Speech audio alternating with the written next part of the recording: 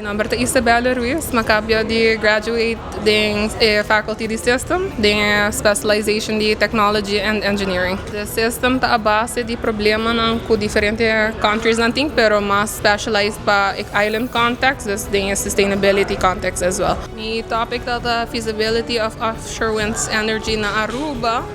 Essentially, mi baywak sita possible para integrar turbina de que genera eletricidade na Aruba, basada na diferentes aspectos na maneira viento, hundo e também me parte de social aspect of it.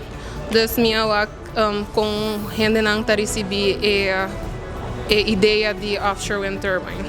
É possível, pero tem certos hurdles que comecei a passar para mim. Dus minha investigação riba mane GIS tools, dus not tools, pero data.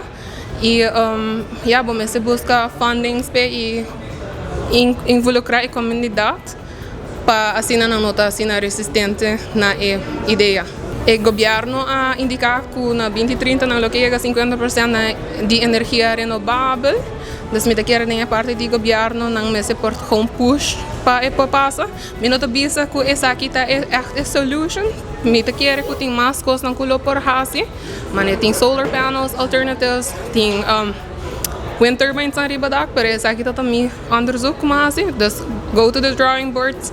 Wakwate best possible solution para Aruba antobra being back e informar a comunidade que com não que hasi. De visa se bota somebody que tá passionate in sustainability e anything to make com STEM, eta resonar cubo, eta awesome faculty, eta 3 years only, dus eta by basta liha.